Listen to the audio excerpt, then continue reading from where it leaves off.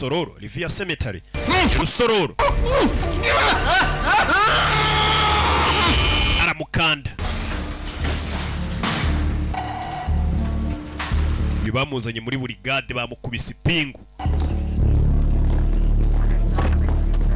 injeza muri za modoka bazita Panda Gari bagiye kumujyana Metropolitan wememuritse her lawyers here avoka wari hano mutaramujyana gereza bataramumanura Madrid avoka we yaraje wahamagaye ryari ntago nigeze mpamagara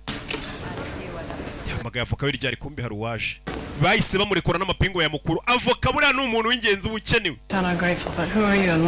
urinde byagenze bite avoka wawe mbaje gukura muri gereza watiriza amafaranga menshi cyane kugira ngo urekurwe nta bimenyetso bari bafite bihagije gusa ndarekuwe cyane uri mu bibazo ariko apana uyu munsi ko nta miliyoni ngira y'idolari sibwo mu ndekuje gute twayikusanyije bekore bakurya ziranye n'umukire bakundanaga kera niwe umwishyuriye ngo abasohotse gereza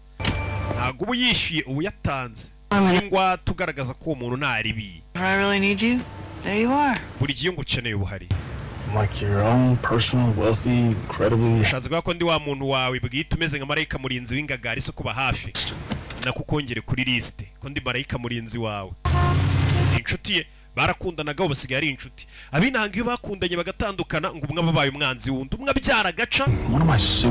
nageze mu rugo nsanga David yambaye ikote ryanjye ararengana is not a get out of jail free card nubwo yabarengana ntago ari buze kuva muri gereza gutyo byoroshye David there's no lawyer in the world niba gusangana kandi na David uri kumufasha namwava kuri bugukure gereza you need to walk away ufite kuva muri ibibazo Do you remember that guy named Skunk? uribuka umuntu witwa Skunk wakuranye na David okay